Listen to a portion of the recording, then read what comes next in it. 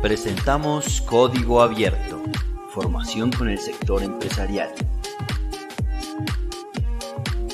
Conéctate con Código Abierto, un programa del Departamento de Diseño del ITM, un aula abierta empresarial para aprender, innovar y conocer con los profesionales de la industria.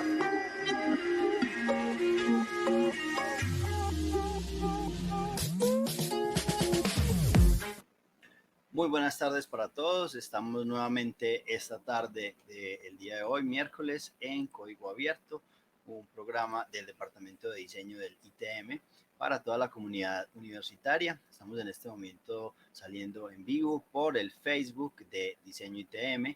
Estamos saliendo por el Facebook de la RAD Colombia, que también nos apoya en este proceso, cordialmente prestándonos esta plataforma para las transmisiones, y estamos saliendo simultáneamente por el Facebook de la Facultad de Artes y Humanidades del ITM. Muchas gracias por acompañarnos siempre en Código Abierto, y hoy vamos a tener un invitado muy especial. Vamos a tener un invitado que tiene una amplia experiencia en el sector empresarial, que nos va a acompañar en la tarde del día de hoy con una conferencia muy interesante sobre diseño para el ensamble y diseño para la manufactura. Voy a darle por acá la bienvenida al profe Diego. Vamos a darle acceso. Profe Diego, ¿cómo está? Muy buenas tardes. ¿Cómo me le ha ido? Buenas tardes, Javier. Muy bien. ¿Y tú cómo estás? Muy bien, muchas gracias. Muy contento de tenerlo por aquí de nuevo en estos espacios.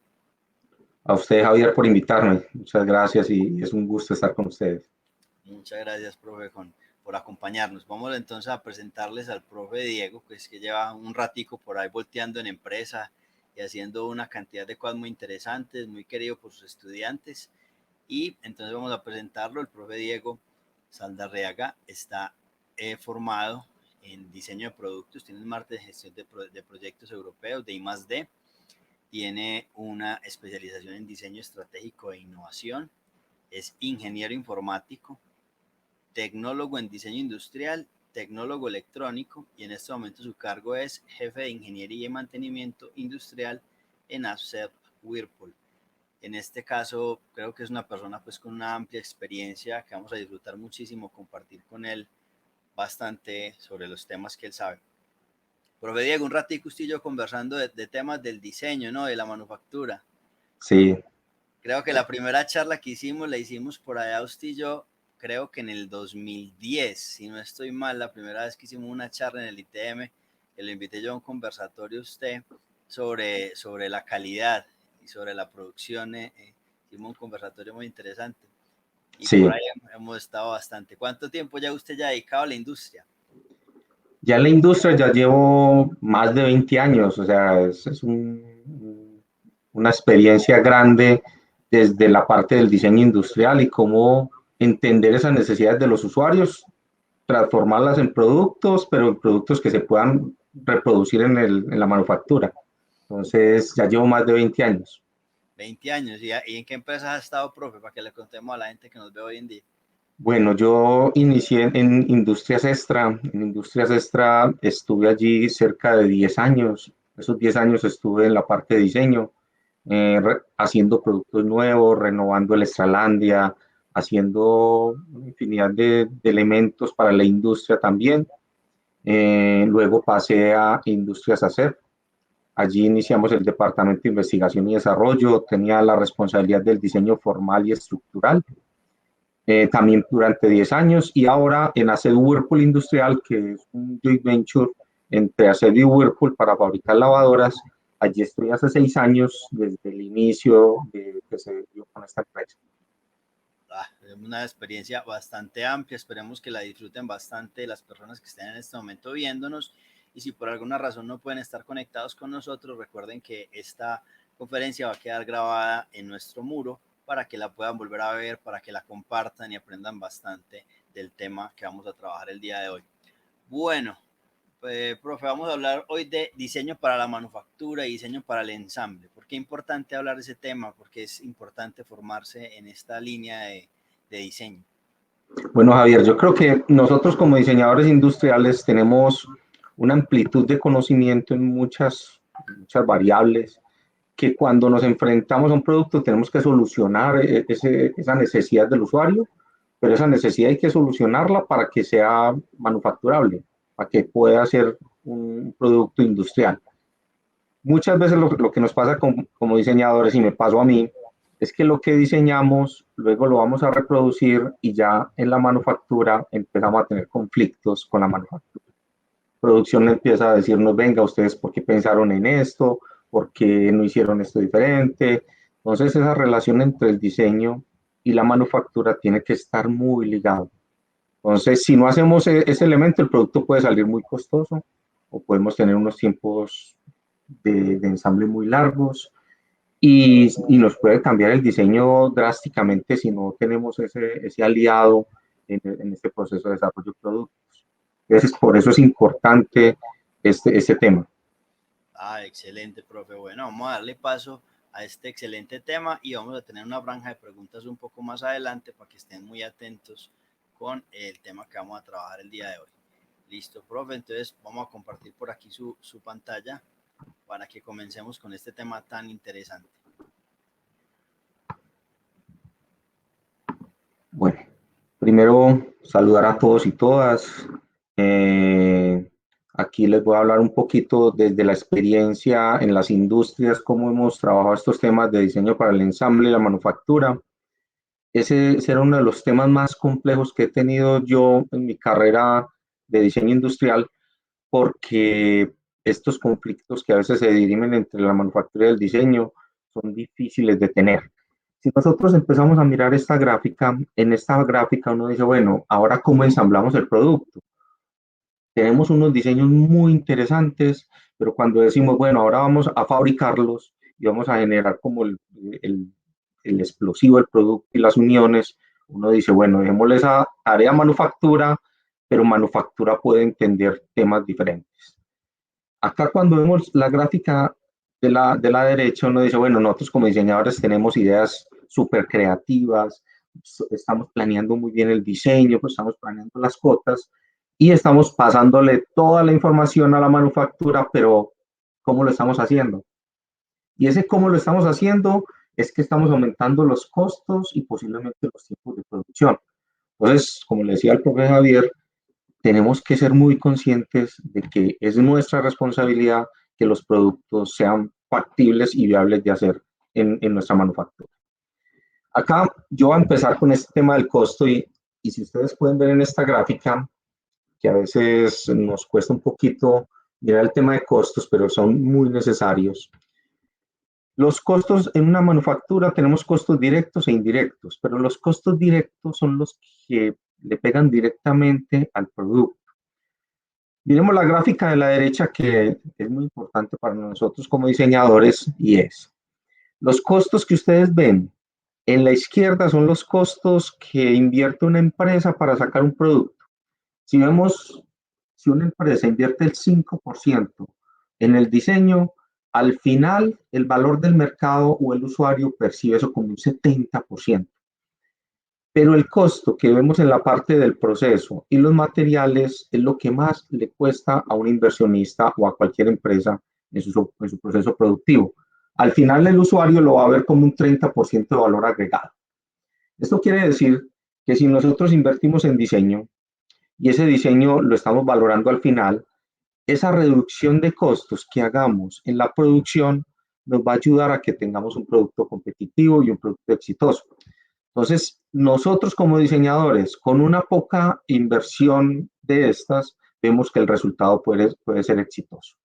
Pero si nosotros empezamos a colocarle más costos acá en el proceso y en los materiales, el resultado final acá, vamos a tener un resultado donde se incrementan los valores y el usuario dice, bueno, aquí me están incrementando más ese valor percibido, pero yo no pago por eso. Yo estoy pagando por la usabilidad o por los temas que tengo que ver del diseño.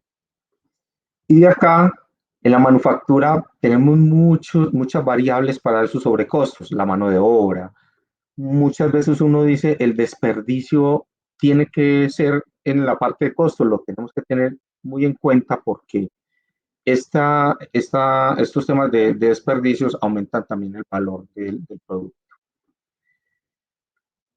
Cuando empecé a mirar todo este tema de cómo hacer el nexo con el diseño para la manufactura, me encontré con un tema muy interesante que se llama el diseño para X.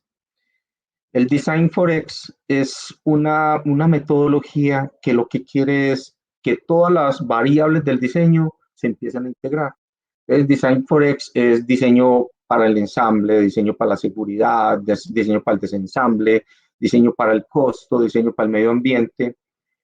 Y acá estos dos mundos de diseño para el ensamble, diseño para la manufactura, son vitales para poder entender que nuestra labor como diseñador industrial debemos de llevarla a la industria de una forma técnica, pero de una forma de que el ensamble y la operación no sea de la mejor forma. No podemos ingresarlo de forma muy brusca porque no vamos a tener los mejores resultados. Entonces acá yo les voy a hablar mucho del diseño para el ensamble. El diseño para la manufactura tiene muchas variables y esas variables hacen que las operaciones sean un poco menos complejas, pero el diseño para el ensamble nos ayuda mucho a facilitar y reducir las operaciones del ensamble de las piezas. ¿Qué pasa con esto en las empresas? Si ustedes miran esta gráfica de la izquierda, uno puede tener el ensamble en diferentes direcciones y esto empieza a generar problemas en las operaciones. Una persona que está haciendo una operación en el puesto de trabajo y tenga que hacer tres ensambles diferentes, vamos a tener algunos inconvenientes. Entonces, la dirección de operación tiene que ser fundamental. Entonces, por eso cuando vemos la definición de diseño para el ensamble, vemos que es una metodología para facilitar o reducir las operaciones de ensamble. Y esto empieza a tener ciertas reglas en el diseño que nos ayudan para facilitar esas operaciones. Miremos esta gráfica y por qué la importancia del diseño para el ensamble en las empresas y es, si ustedes observan este producto o este componente, tiene 24 piezas, tiene 8 diferentes partes y tiene una variedad de ensambles en el proceso. Cuando observamos esta a la derecha, vemos que se dio una reducción de dos partes. Tenemos dos partes solamente en el proceso y tenemos un solo proceso de ensamble. Analizando los dos componentes, vemos que los dos cumplen la misma función como producto. Entonces, eso es como diseñadores que debemos de tener en cuenta que el número de partes empiezan a ser vitales en el proceso de productivo. Acá hay dentro de las teorías que hemos visto en las industrias y dentro de lo que he aplicado también, hay muchos ejemplos que nos ayudan a entender la importancia del diseño para el ensamble. Ustedes pueden ver aquí arriba el ensamble de este motor. Miremos todas las piezas que pueden tener. Acá hay unos ensambles que se hacen en esta dirección y hay unos tornillos que ingresan por encima. Cuando analizamos estos componentes y vemos el diseño final que se dio para este producto, vemos que las operaciones son muy simples y vemos que la función sigue siendo la misma que teníamos en la parte de arriba. Esta gráfica resume mucho de las técnicas que utilizamos para desarrollar productos, donde pues, está el QFD, el diseño para el ensamble, el concepto como tal. El diseño, este es un tema muy importante que luego, si tengo la oportunidad, se los explico, que es el análisis modal de fallos y efectos. Aquí es qué posibles fallos puede tener un componente y predecir qué puede pasar. Tenemos otros elementos que es el diseño para el costo, para la calidad. Acá, el diseño para el ensamble, si ustedes observan, es una metodología que impacta de forma muy significativa el costo, pero también el tema de calidad aquí tiene que ver bastante. Esa es una técnica muy utilizada dentro de las empresas de manufactura.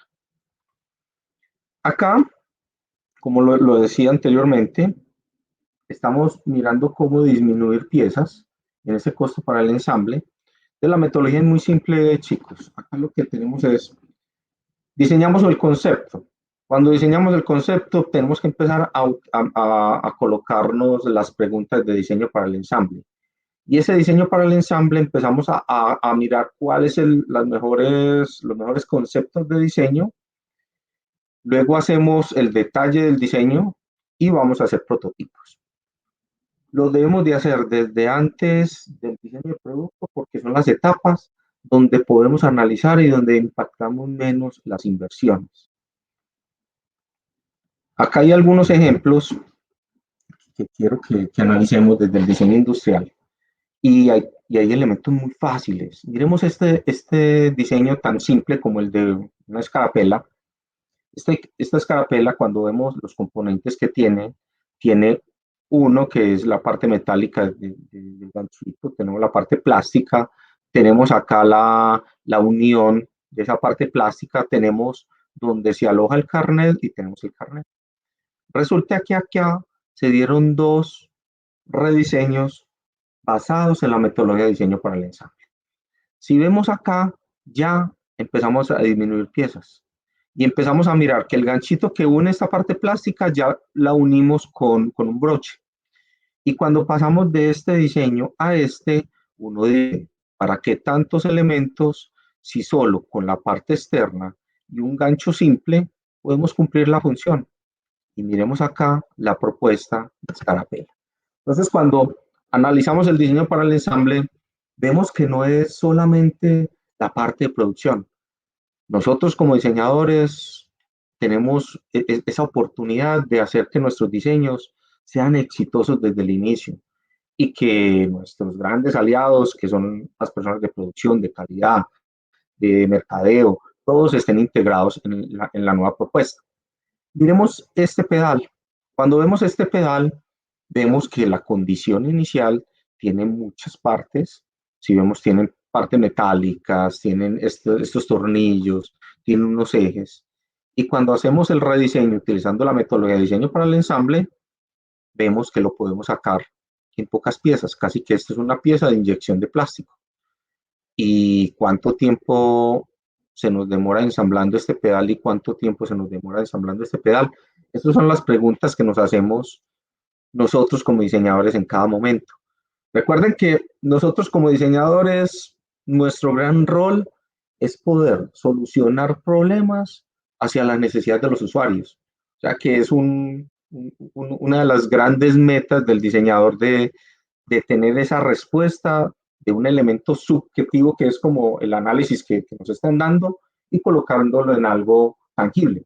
Y ese algo tangible tiene que ser exitoso tanto para la manufactura como para las ventas. Acá tenemos otro diseño que se dio bajo la metodología. Si ustedes ven este dispositivo para dispensar las cintas, tiene muchos elementos que diseñaron estas personas. Un elemento que es un solo molde de inyección, se plega y ya tenemos el dispensador de cinta. Vemos también estos ganchos. Este gancho, vemos que lo podemos hacer de forma muy simple y empezamos a eliminar 2, 3, 4 elementos que puede tener un gancho normal y tenemos un producto también hacia el diseño, hacia la manufactura. Miremos esta gama de costos. Si vemos el costo de este pelapapas versus este pelapapas, el costo de esto es en reales, es mucho más alto que este. La función es la misma, la estética cambia, sí, pero podemos empezar a hacer diseños, por ejemplo donde podemos tener diseños más económicos, con un proceso más productivo, porque vemos que le impacta directamente la producción en el tema del costo, y definir cuál es la mejor estrategia.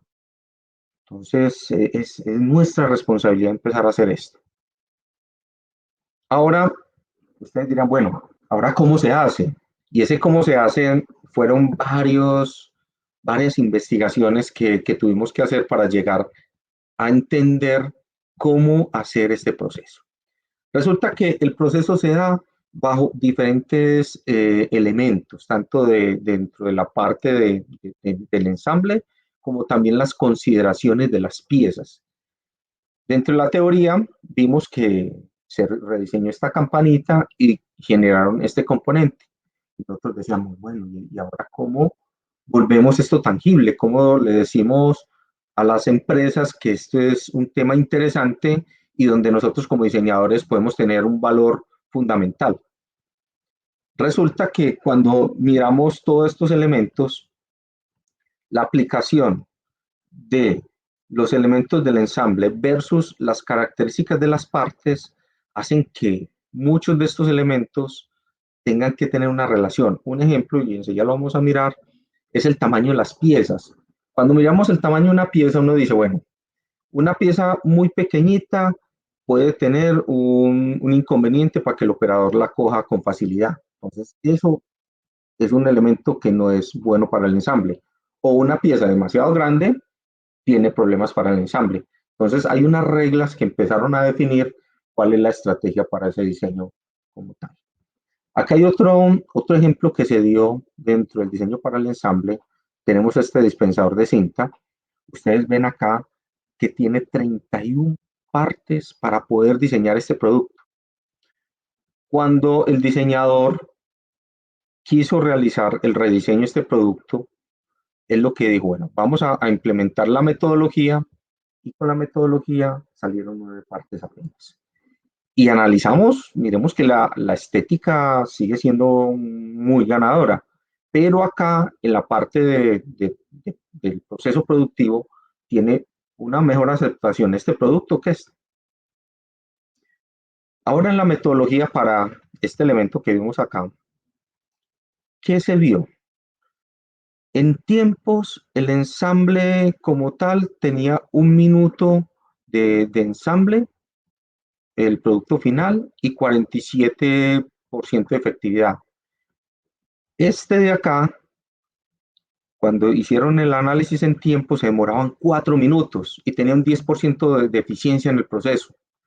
Si miramos este número de partes, que son las 31 partes, versus las 9 que son estas, analizamos que podemos hacer 4 dispensadores versus un dispensador, que es este. De allí que ustedes le muestran esto a la manufactura y le muestran esto al inversionista y le muestran esto a los responsables de las empresas, inmediatamente van a decir, esto debemos de implementarlo en las empresas. Esto es un valor agregado para el diseño industrial, pero un valor agregado para la manufactura, que ese es el enfoque que tenemos que tener nosotros. No solamente es, venga, esto lo hacemos para la manufactura, no, esto lo hacemos para que nuestros diseños también sean ganadores. Es más fácil conseguir un repuesto para este producto que para este que tiene tantas partes. Entonces, si lo vemos de forma global, es muy exitoso.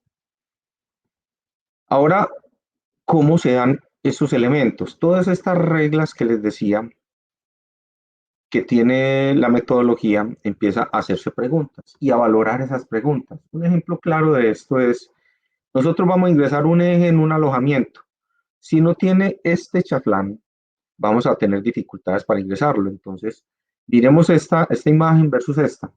Entonces empieza a tener reglas en el diseño donde te dicen, bueno, si la pieza tiene chaflán, si esta pieza tiene chaflán, lo valoran con 9 puntos.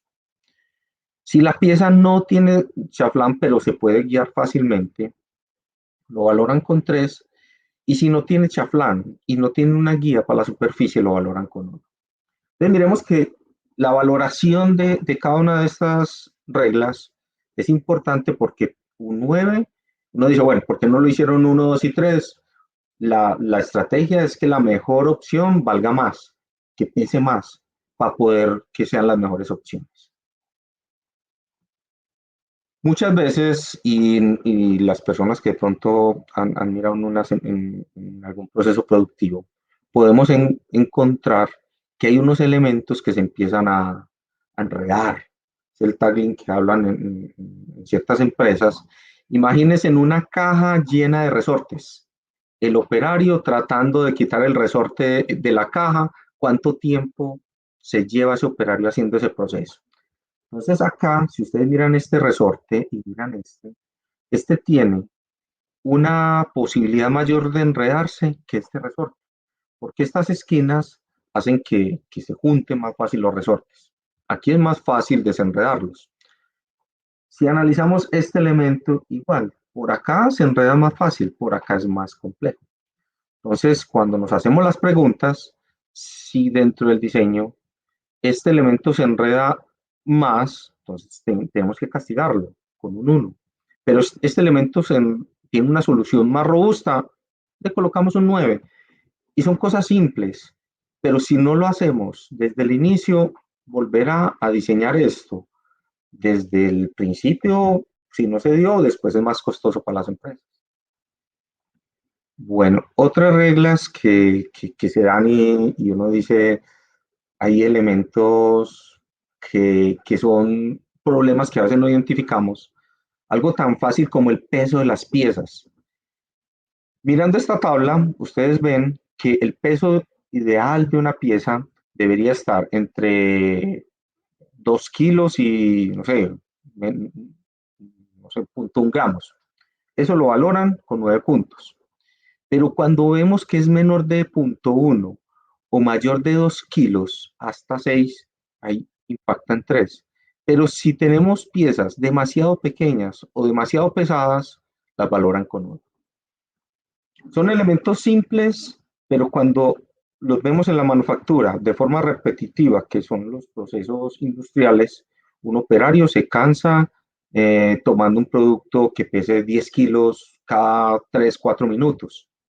Eso es el punto donde debemos de valorar bien las opciones o no valorarlas de acuerdo a su importancia.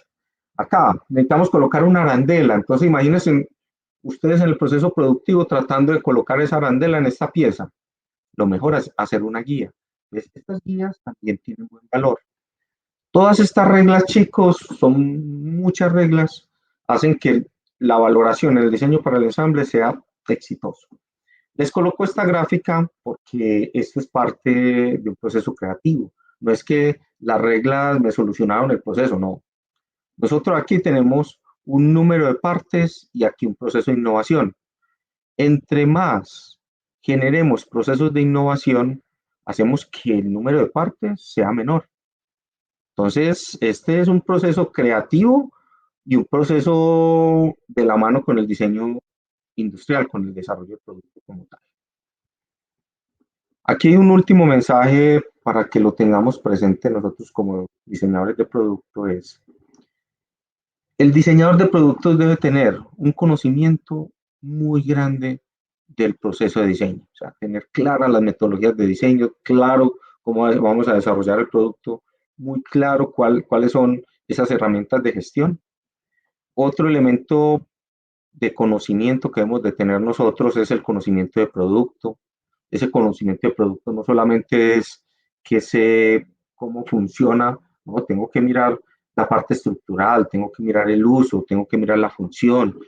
Y cuando yo me imagino diseñando algún producto, tengo que saber cómo funciona.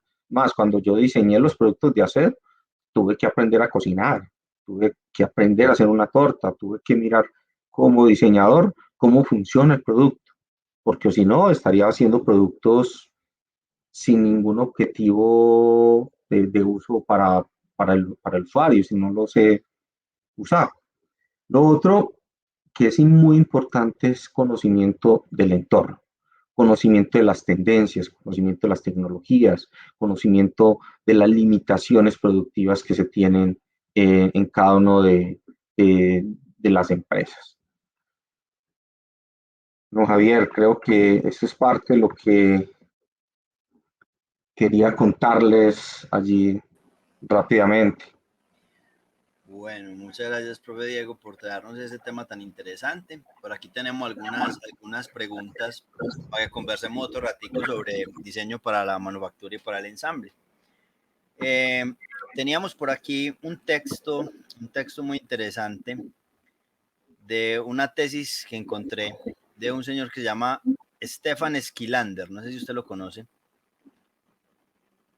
Sí, escucha un poco. Bueno, Stefan Skilander pues tiene él habla sobre la relación entre lo que se llama el diseño para el ensamble y la manufactura y la ingeniería concurrente. ¿Tienen alguna relación esos dos términos? ¿Son diferentes? Tiene mucha relación, Javier, y gracias ahí por el tema de la alineación de la ingeniería concurrente. ¿Qué pasa con la ingeniería concurrente? La mayoría de empresas del sector lo que hacen es una ingeniería secuencial. La ingeniería secuencial lo que hace siempre es tener, hago un paso y cuando termina este paso o este proceso inicia el otro. Y luego cuando cierra el proceso inicia el siguiente. La ingeniería concurrente lo que hace es, yo inicio un proceso, pero antes de terminar inicio otro proceso.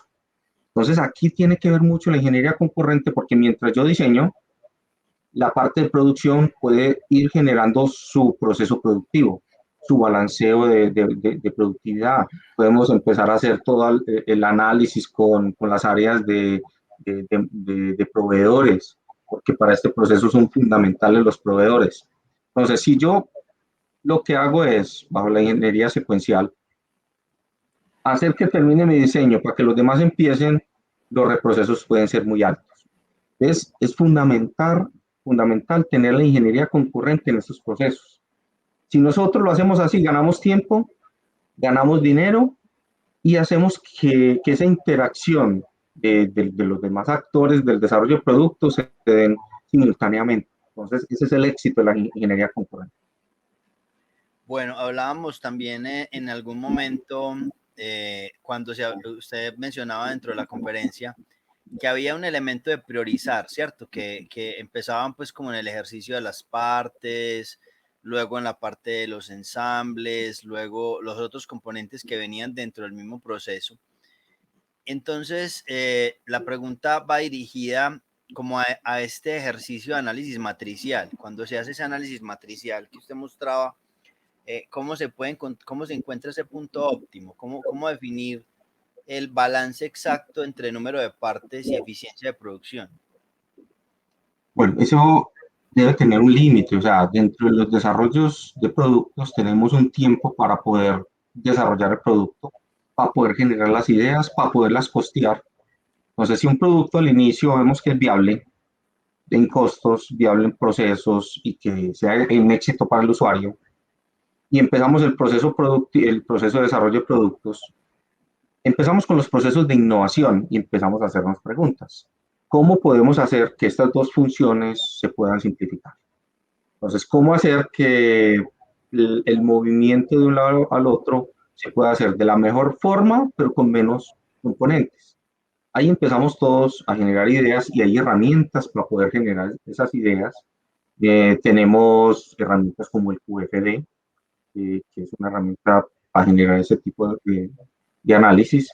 Tenemos herramientas de creatividad como es el 635, que es una herramienta que la miramos ahí en el ITM con los alumnos para resolver problemas. Y de allí salen muchas oportunidades. Pero nosotros como diseñadores tenemos que tener un plan. Y ese plan nos tiene que decir que si desarrollamos un producto, tenemos un año para desarrollar el producto y de ese año tenemos 2 meses para dar la solución. Entonces, tenemos que generar ese plan para poder también tener límites de tiempo. Claro. Y usted que mencionaba ahorita este método QFD que tiene tanta relación con el control de calidad y toda esta interacción de procesos sistémicos dentro de la organización, tienen bastante relación las dos cosas, DFA y QFD. Mucha relación, Javier. Es más, la casita de la calidad, como la llaman pues en la parte más industrial, inicia con la necesidad del usuario. Entonces, es más, lo llaman la voz del cliente. Esa voz del cliente, uno dice, y podemos colocar el ejemplo con una fruta. Una manzana, las personas que dicen de la manzana, a mí me gusta la manzana que tenga brillo, que no esté podrida, que permanezca fresca. Eso es lo que nos dicen los usuarios, esa es la voz del cliente. La primera casita es entender cómo solucionar ese problema hacia el usuario. Y de allí se empiezan a desplegar otras casitas que van hacia la manufactura. Entonces, cuando miramos esas casas desde la voz del cliente hacia la manufactura, ahí está el nexo perfecto con el ensamble. Entonces, por eso el QFD es una herramienta fundamental para estos procesos de diseño. Y, profe, ¿y qué relación tiene, por ejemplo, no sé si usted ha escuchado hablar del método Hitachi, el método de manejo de evaluación de assemblet que tiene el profesor, es una técnica que se llama que el método Hitachi. ¿Usted ha oído hablar de él? No, profe, ese no lo he escuchado mucho, ese no lo he escuchado. Le preguntaba porque hay varias líneas japonesas pues de trabajo.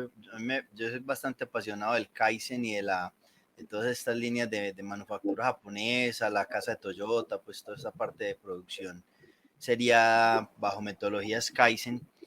Eh, y cuando hablaban, usted mencionaba ahorita al principio de la importancia de la evaluación del número de partes, ¿cierto? O sea, que muchas veces veíamos que en el producto, usted mencionaba que la importancia de evaluar la cantidad de partes era significativa en el ejercicio de reducir el número de acciones. Los japoneses hablaban del pokayoke, de los elementos a prueba de errores, usted lo mencionaba como el ejercicio de la corrección en la guía, del ensamble. ¿Tendrán alguna relación esos dos métodos o no? ¿O usted conoce algo de eso? Es más, profe, casi que ya hay un nuevo método para que también lo tengamos en cuenta. Se llama el WCM. Resulta que el World Class Manufacturing hoy en día es los procesos de manufactura de clase mundial que están utilizando la mayoría de empresas. Entonces, estos métodos japoneses los están juntando en estas metodologías. Entonces, el WCM lo que hace es poder identificar dónde están las pérdidas. Pero esas pérdidas, ellos empiezan a analizarlo chequeando cada uno de los procesos y hay como un proceso clave que es el WO, que es todo el análisis en el puesto de trabajo. Y ese análisis del puesto de trabajo tiene que ver el Pokayoke, tiene que ver todo el tema del Kanban, tiene que ver todo el tema de los Kaizen, que es el mejoramiento continuo, y todo eso hace que estos temas de diseño para el ensamble sean fundamentales porque ahí es donde uno empieza a identificar las pérdidas en los procesos productivos. Entonces, uno puede iniciar desarrollando un producto y solucionando hacia la manufactura, pero muchas veces esos problemas que se ven en el día a día se identifican en la planta y salen como mejoramientos hacia los diseños. Por eso es importante esta matriz que yo les digo, donde les pondera un resultado final y te dicen el diseño está en un 70% de eficiencia y haciendo el análisis uno dice, bueno, podemos irnos al 75, al 80, modificando estos productos. Ahí es donde está la relación. Entonces, estas metodologías nos están ayudando mucho a identificar eso. Entonces, ahí estos temas de los Kaizen y estos temas de japoneses que han salido de temas metodológicos, miremos que lo que buscan son esas eficiencias. Esas eficiencias hacen que nosotros como diseñadores generemos también las nuevas propuestas hacia el proceso productivo. A nosotros en una empresa no nos contratan 100% para desarrollar productos nuevos. A nosotros nos contratan para desarrollar un producto nuevo, pero también para rediseñar productos o para mejorar productos. Entonces, ahí es donde nosotros tenemos que estar de forma muy conjunta trabajando con las demás áreas. Y, profe, entonces en este caso, cuando se usa hablar del término de reducción de errores productivos, es donde aparecen todas estas academias que eran muy reconocidas en la ciudad de alta eficiencia y de procesos de ensamblaje. Ahí es donde aparecen esas academias. Exacto, y todo el tema del Lean, o sea, ahí aparecen todos los procesos de mejora en costos. Entonces, un inversionista que siempre que está pensando que sea un producto que les dé buena rentabilidad, pero esa rentabilidad, ¿dónde la vamos a lograr? En los costos de producción, en los costos de las materias primas. Hay algo interesante aquí, Javier, y es que estas metodologías se ligan mucho al tema del ecodiseño. El ecodiseño con el diseño para el ensamble hacen una combinación perfecta porque el ecodiseño, su fundamento es tener el menor número de partes para mejorar los temas ambientales, pero le pega directamente al costo. Entonces, muchas de las teorías se están uniendo estos dos elementos y los procesos de ecodiseño son muy valorados, no solo por la parte del costo, sino por la parte del impacto ambiental, que valora todo el tema de la energía, del uso, de la disposición final, de los materiales. Eso es algo muy interesante. Entonces, se une muy fácil. O sea que ahí hablaríamos, profe, también de una unión con todos estos análisis de ciclo de vida y Sí, señor. todos estos parámetros de evaluación de impacto ambientales también dentro de la misma organización. Sí, así es, Javier, porque es que, mira, si yo tengo 20 piezas, esas 20 piezas para yo sacarlos, necesito una energía para poder transformar la materia prima. Necesito una energía en la planta para poder hacer los ensambles. Y necesito un almacenamiento y luego un transporte. Entonces, cuando vemos desde el inicio que vamos a sacar menos materias primas, o sea, que ahí directamente estamos impactando de forma beneficiosa al ambiente, al tener menos partes, tenemos menos materias primas y menos energía para poder procesar cada una de estas partes. En el proceso utilizamos menos energía eléctrica y podemos sacar un producto más rápido. Ahí es donde está el éxito del ecodiseño. Ya, le preguntaba lo de las academias de eficiencia, porque alguna vez estuvimos en una charla y algún ejecutivo, no recuerdo si era de ASEP o de Whirlpool, donde mencionaba que ellos habían mejorado una gran cantidad de procesos generando academias de eficiencia de ensamble. O sea, él decía que ellos tenían la academia de poner un tornillo. Entonces, que ellos habían tenido un gran éxito comercial era porque habían aprendido que, por ejemplo, poner un tornillo de la manera correcta evitaba que toda una producción fallara simplemente por el efecto de la mala postura de ese dispositivo. Así es, porque eso genera desperdicio. O sea, si colocas un mal tornillo, genera un desperdicio grande. Por eso es importante las escuelas de formación. Hay un video de Nat Geo muy bacano, a veces se lo coloco a los estudiantes, es como fabrican el carro Tata, el Nano. El Nano es el carro más económico que hizo Tata Motors en la India y su objetivo era competirle a las motocicletas, hacer un carro a un costo muy similar a las motocicletas. Pero resulta que ellos colocaron una empresa en una parte rural, donde nadie sabía apretar un tornillo. De lo que ellos hicieron fue generar escuelas de cómo apretar tornillos y empezaron a colocar tableros grandes apretando tornillos, colocando elementos por debajo, por encima, y ese fue el éxito también de este proceso. Entonces las escuelas de formación sirven para eso.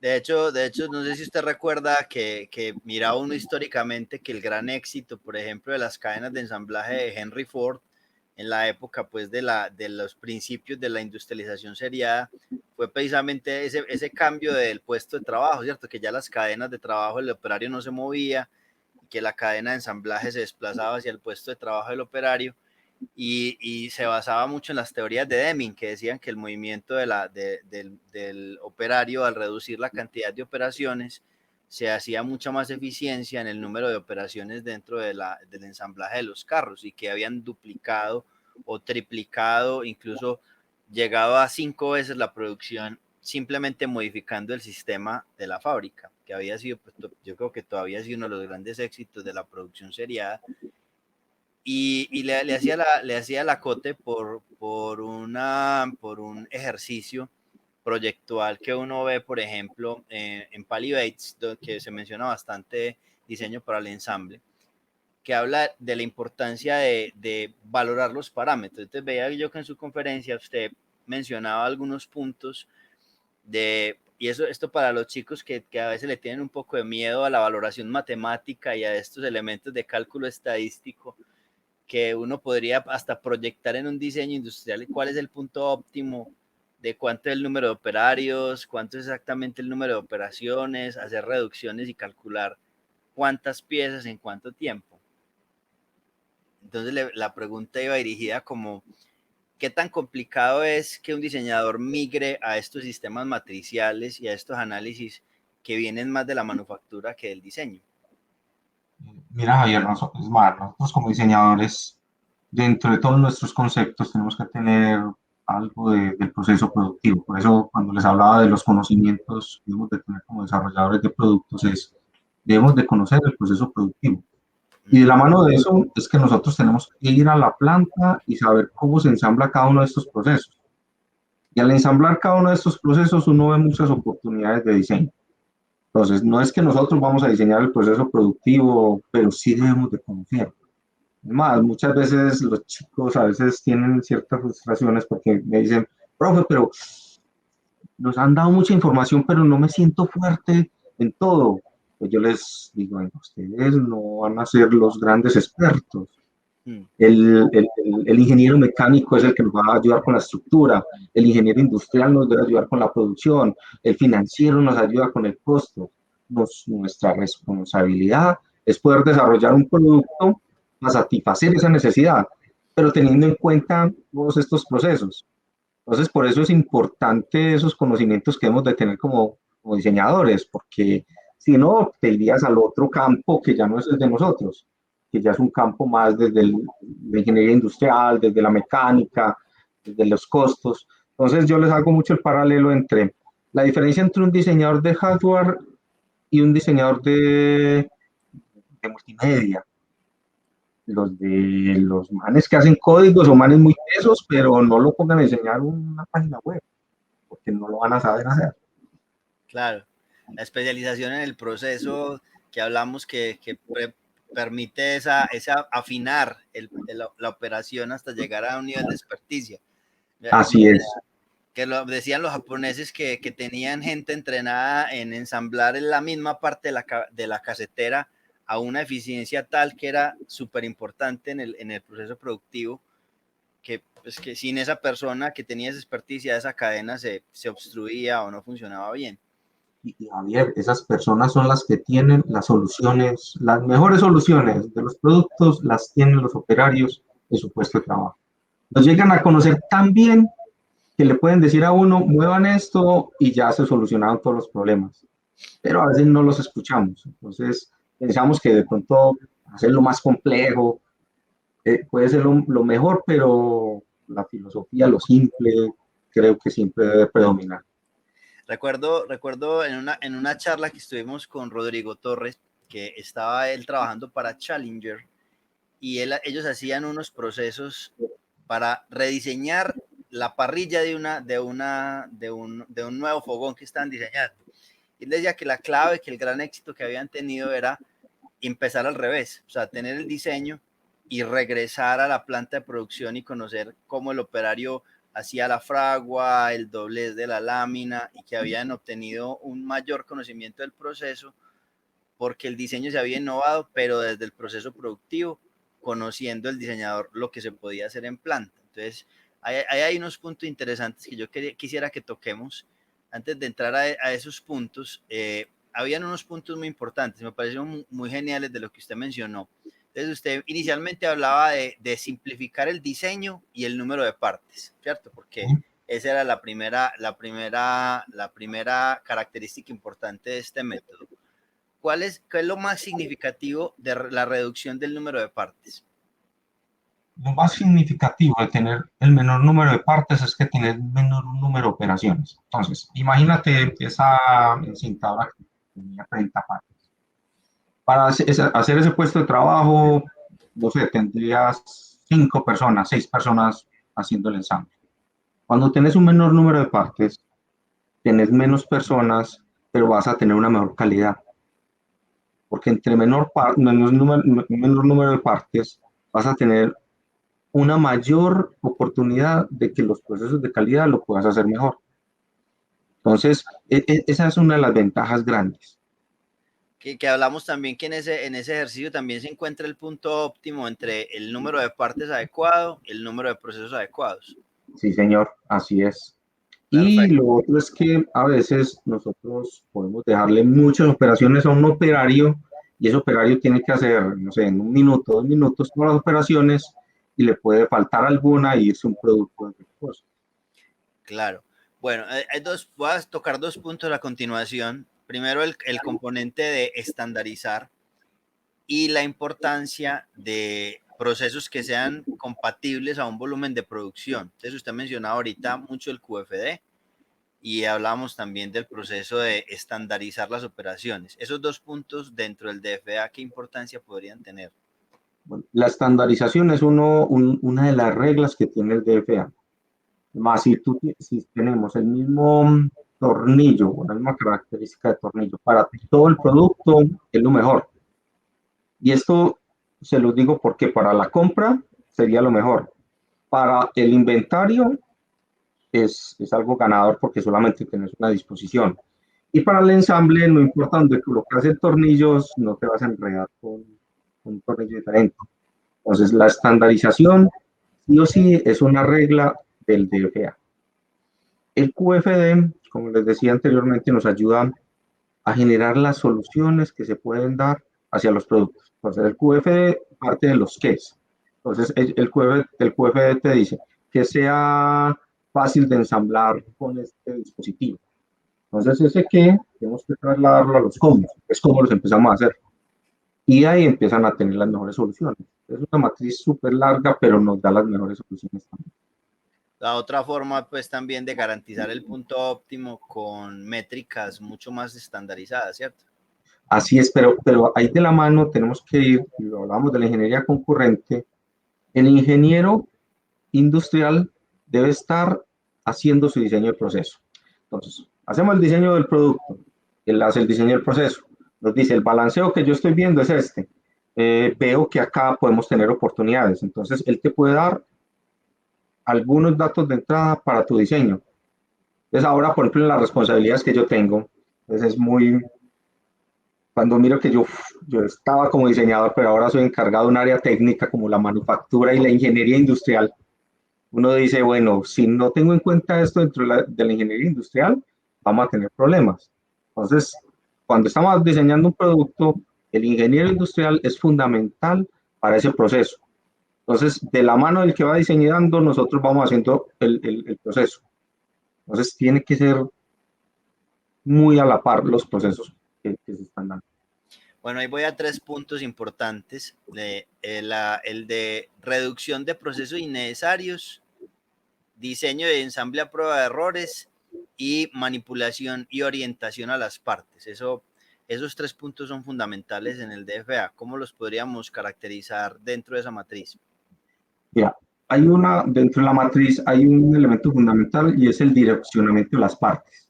Y ese direccionamiento, mira que te dicen, ojalá y que todo tenga la misma dirección, que coloquemos todo en la misma dirección y no en los lados. Entonces, tenemos que facilitar esa. Entonces, empiezan a generar dentro de la ingeniería industrial dispositivos que reorienten nuevamente el producto. Claro. Entonces, esos dispositivos hacen que el operario no tenga que mover el producto, sino que lo orienten hacia el diseño. Profe, aquí hay una pregunta de Jorge Ah, Armando sí, por Restrepo. aquí está Jorge Armando Restrepo. Jorge, muchas gracias por estar con nosotros conectados a Código. Vamos a poner por aquí la pregunta de Jorge. Entonces, Jorge nos pregunta, ¿existen momentos del proceso de diseño en nuestras empresas que se deben acelerar y que a veces no permiten un buen desarrollo del proceso productivo? ¿Qué recomendación nos puede dar para esta situación?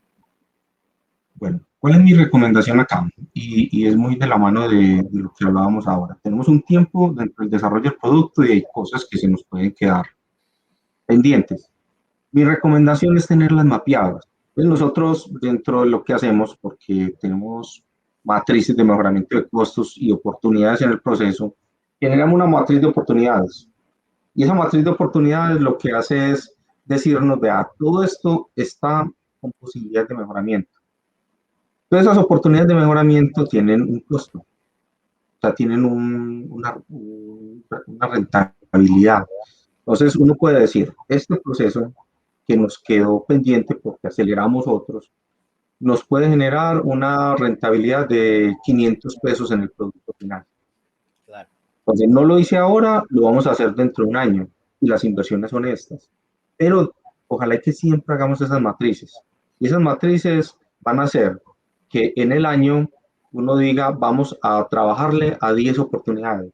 Y esas 10 oportunidades nos van a dar un ahorro de 1.500, 2.000 pesos por producto.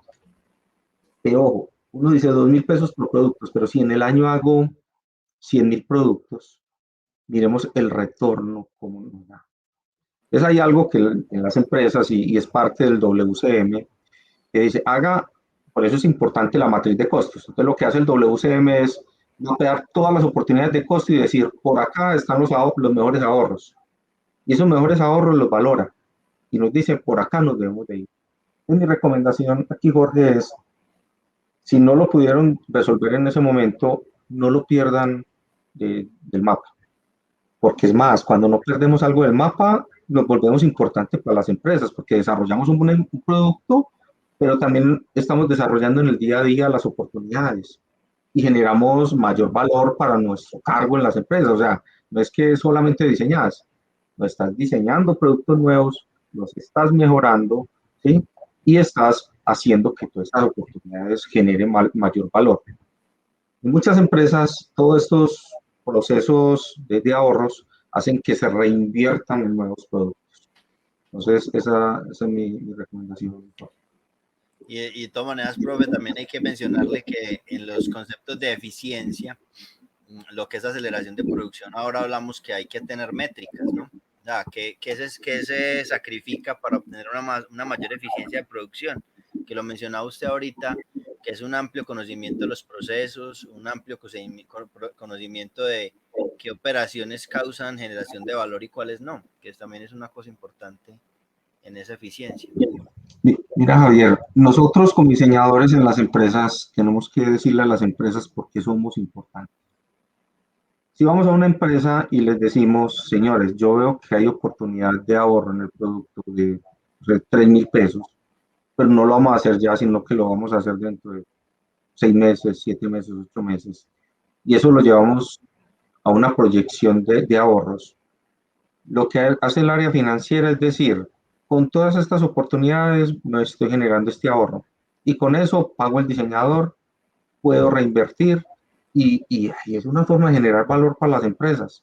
Es cuando empezamos a mostrar esto, empezamos a mirar la importancia del diseñador, no solamente desarrollando el producto, sino en el rediseño y en todo este proceso como tal. Hablábamos, profe, tenía yo por aquí unos puntos que había resaltado, que es también la oportunidad del diseñador de diseñar los sistemas de ensamblaje, ¿no? Entonces hablamos de fácil ensamble, productos de conexiones flexibles, de dobles funciones, maximizar la simetría, todo lo que es la reducción de ajustes y obstrucciones visuales, que muchas veces vemos que hay una pieza que genera un cuello de botella en un ensamblaje. Leyendo uno como todos estos puntos importantes dentro del DFA, le recuerda a uno como la optimización de estos módulos de alta eficiencia de ensamblaje que veía uno en las empresas con automatización, que eran unas herramientas que giraban y tenían otra y giraban y ponían otra y como la operación, pues también una oportunidad de diseño también para la unidad de diseño de generar mejores puestos de ensamblaje, ¿no? Sí, hay que tener mucho cuidado, Javier, en eso, porque pues, lo ideal es tener los procesos lo más automatizados posible, ¿sí? Pero eso va muy de la mano de los costos. Entonces, por ejemplo, nosotros cuando vamos a diseñar algo, pensamos en automatizar, pero decimos, bueno, si automatizamos y hay una persona manipulando el proceso, eh, ¿hasta dónde vamos a ganar rentabilidad? Entonces, el operario puede hacer 3 funciones y nos vale el operario, pero vamos a tener un operario con una máquina más costosa y vamos a tener el mismo tiempo. Ahí uno dice, bueno, ¿hasta dónde va a ser el retorno? Entonces, es muy importante y ahí es donde es válido esa relación con el ingeniero industrial o el tecnólogo industrial, pero van a decir, vea, yo lo puedo resolver así, pero ayúdame colocando el tornillo en esta forma o ayúdame que tenga esta forma de agarrarlo mejor o tomar mejor el producto.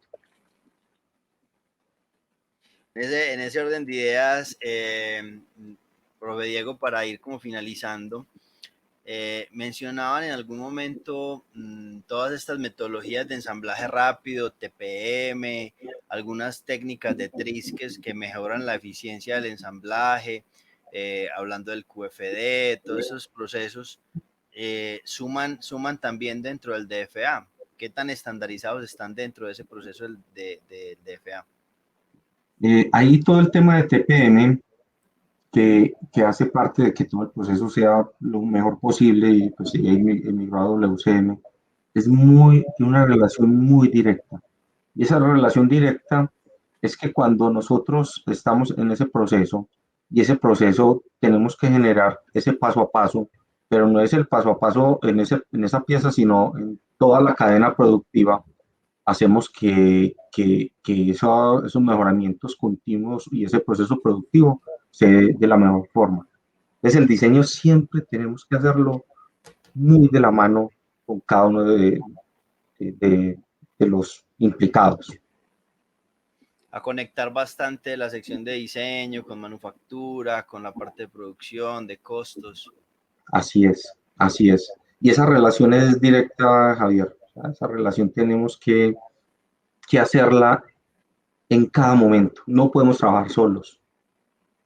Y a veces nos sentimos que trabajamos solos, pero es que no buscamos cómo trabajar con el otro, cómo llevarlo al trabajo.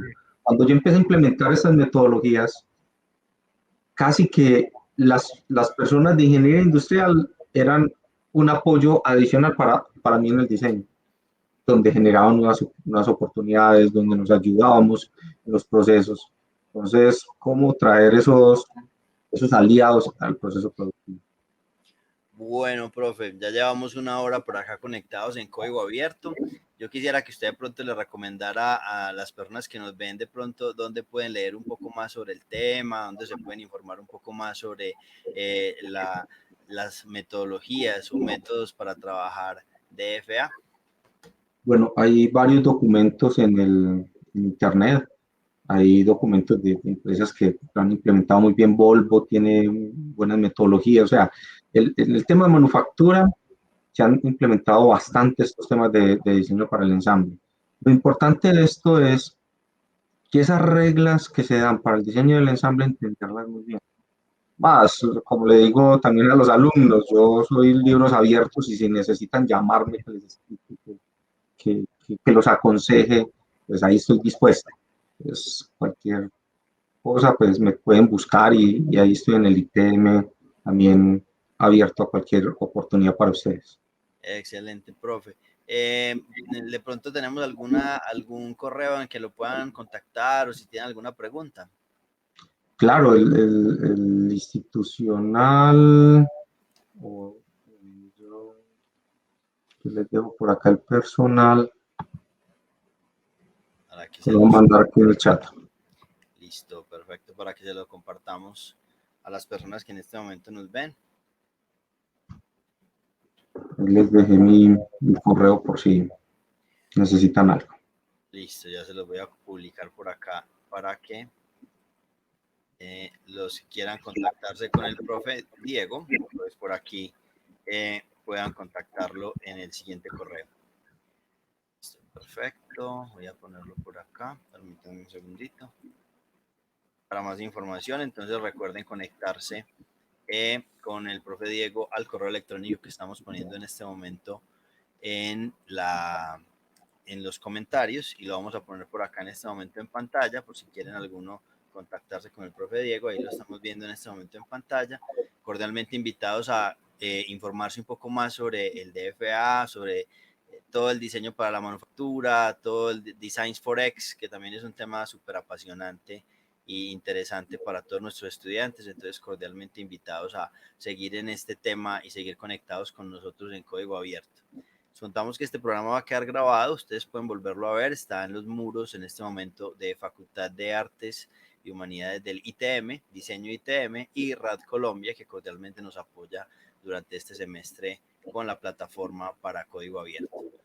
Profe Diego, no es sino agradecerle acompañarnos. Yo sé que tiene usted una agenda bien apretada en su empresa y le agradecemos siempre estar tan dispuesto a acompañarnos en estos espacios. Dale, Javier, no, es un placer estar con ustedes y entre más conocimiento generemos nosotros como sociedad, va a ser favorable para todos. O sea, la gestión del conocimiento tiene que ser exitoso para nosotros como profesionales. Perfecto, profe. No es sino darle las gracias, desearle una feliz noche y encontrarnos próximamente en otro espacio por acá de Código Abierto. Dale, Javier. Muchas gracias. Los Hasta invitamos, luego. los invitamos la próxima semana para que asistan a la última sesión de Código Abierto de este semestre, que tendremos a todo el equipo de BIC Corona por acá conectado con nosotros. Muchas gracias para que se conecten y sigan compartiendo con Código Abierto. Profe, Diego, muchas gracias. Muy amable. Una Listo. feliz tarde para Hasta usted. luego. Gusto Que esté muy siempre bien. tenerlo. Que esté bien.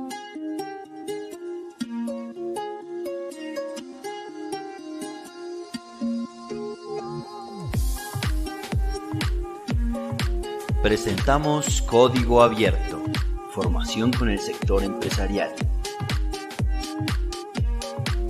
Conéctate con Código Abierto, un programa del Departamento de Diseño del ITM, un aula abierta empresarial para aprender, innovar y conocer con los profesionales de la industria.